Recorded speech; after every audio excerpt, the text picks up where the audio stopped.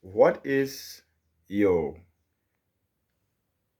idea creation to execution ratio?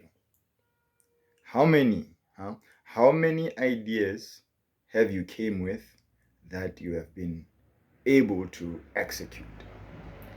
Now, if your idea creation far surpasses your execution, you have a problem because rewards are given to actions. The world that doesn't galvanize its resources to you by merely thinking. It gives you these byproducts from your actions. So you have to improve your execution, you have to improve your action taking. But also, you don't want to be the type of action taker that is thoughtless. So here's what I want you to do: to separate your thinking time from your execution time. And do not let one disturb the other when you are doing one. Take a time, particularly on when there is nothing that disturbs you, or something, nothing that requires you to do something or requires your attention. Usually at dawn or usually early in the morning, do your thinking then. It's much clearer, it's much serene, and it allows you to truly harness the full power of your brain. Then, when the sun rises, like now, is execution time. Whatever you committed yourself at the time when you're thinking, do it as you thought you were supposed to do it. And do not overthink, do not disturb the execution time with the thinking time and sit there and take an hour of the execution time to think or rethink things that you already committed yourself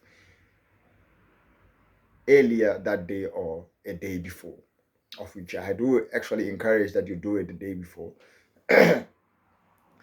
so that you don't conflict an awful lot of things when parts are moving the following day.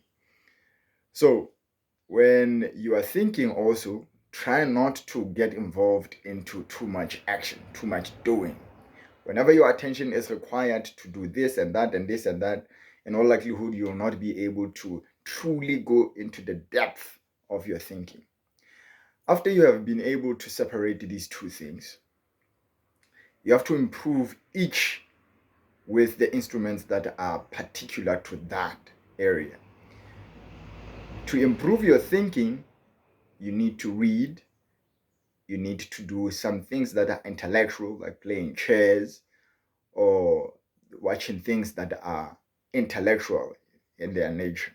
That is for you to improve your thinking, because if your thinking doesn't work properly, whatever you're going to commit yourself to execute is going to be trash, and you don't want to do that, because then the rewards that will come directly to that action will be trashed as well, which is something that we don't want to do.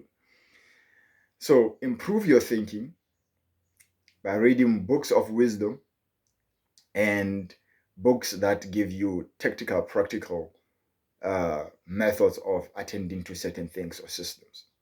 And then execution. Now you have to practice this by the latency, reducing the latency in which you committed yourself to do something and actually doing that thing. You have to put yourself in positions like exercises where you have to actually force yourself to go even further than you initially did something before. You have to do some activities that will require you not a lot of thinking, but an awful lot of doing, like debate or something like this.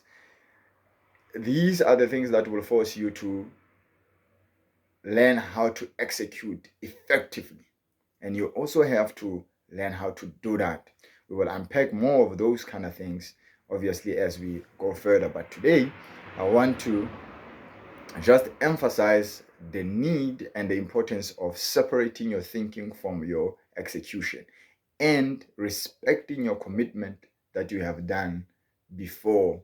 hand if you need to execute something, to actually do that thing and not disturb that, because oftentimes the execution is almost always disturbed by the overthinking, because your brain is made for generation of ideas and it creates an overwhelming amount of them, which some of which have no basis in reality. And execution is exactly the mechanism used or necessary to provide clarity to that mess of a generation. All right, as is always the case, God gave you the permission to be here. Make it good, make it better.